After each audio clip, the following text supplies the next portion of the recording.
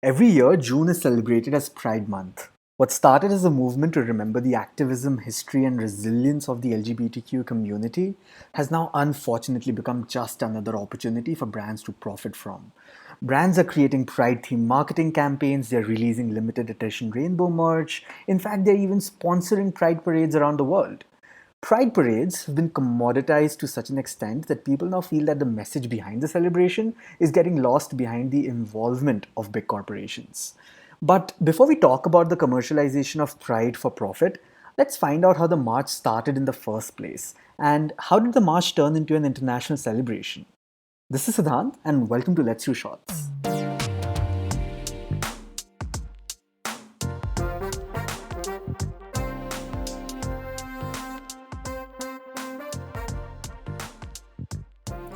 Back in the 60s, being gay meant being harassed, being discriminated, being attacked, and in many cases being imprisoned as well.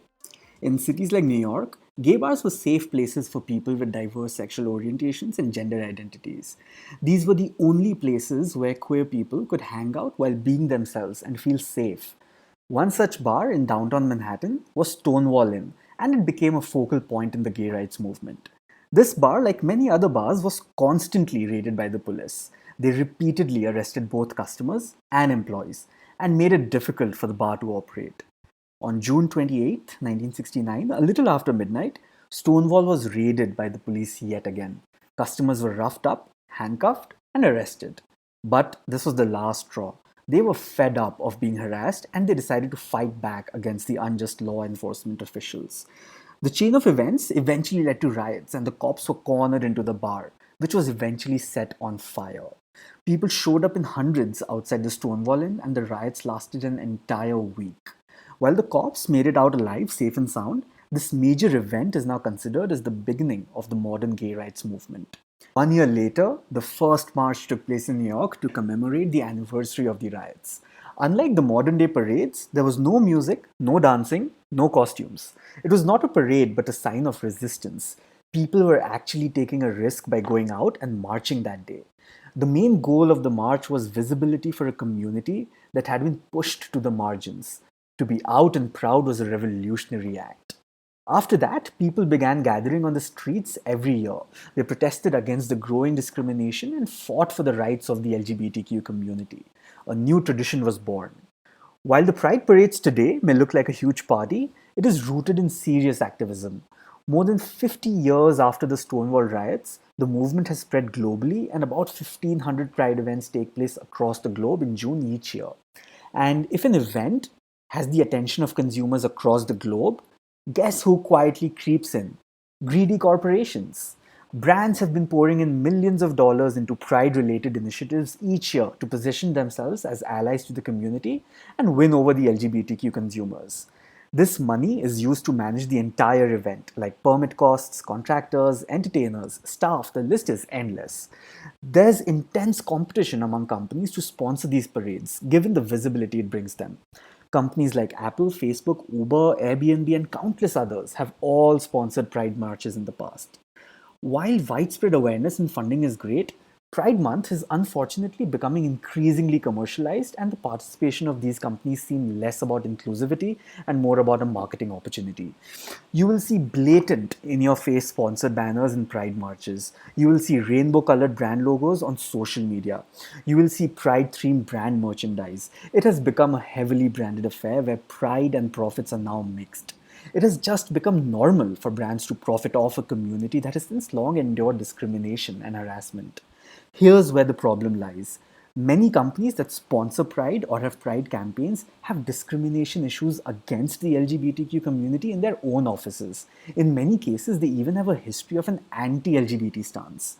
For instance, Wells Fargo, which recently sponsored a Pride parade, has an unfortunate history of investing in private prisons that incarcerate people from the community at disproportionate rates. Remember Trump? Of course you do. How can anyone forget him? He sold Pride merch as well. T-shirts and hats with his Make America Great Again slogan slapped onto the front in a rainbow font. And all of this was after his administration banned trans people from serving in the military. In 2019, Marks and Spencer launched an LGBT sandwich, a lettuce, guacamole, bacon, and tomato LGBT sandwich packaged in a rainbow box for Pride Month. Even though the sandwich raised money for LGBT charities, it was criticized for being exploitative. The same happened with Listerine's rainbow hued mouthwash, which left a bad taste in people's mouth. Not literally, of course, but because it looked like tokenism to most consumers, even though the brand did donate funds to the cause.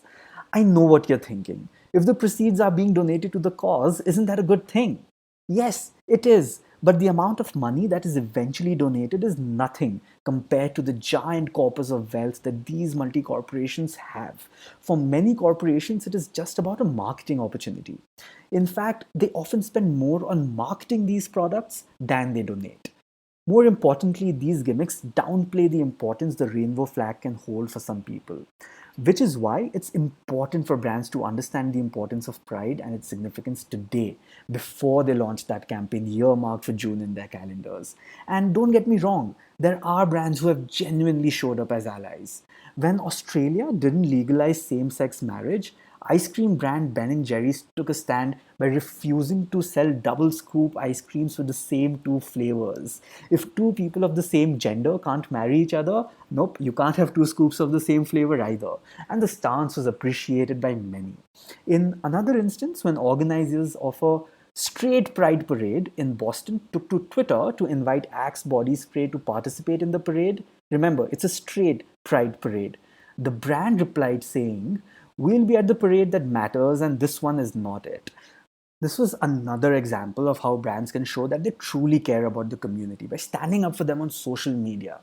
Brands need to earn the opportunity that Pride gives them by proving that they stand for the community in real ways. I mean, where were these brands 50 years ago when the LGBTQ community had its darkest moments? They all steered clear of anything to do with the community. Brands need to prove that they're not just jumping on something that's trendy and prove that they're committed to the cause long term and not just experimenting to earn brownie points in the month of June. Corporations must change from within. They should start hiring queer employees and create policies to protect them in the workplace. Simple changes like providing gender neutral bathrooms for non binary and trans folks in their offices and also using the correct gender pronouns can make a huge difference in the lives of trans people. Another good way to start is by including the community, not just on the face of the marketing campaigns, but also in making and producing the campaigns. There are so many issues that affect different cross sections of the LGBTQ people that businesses can actually help with, only if they can leave their obsession with the Pride Parade and the month of June and realize they can be allies for the remainder of the year as well.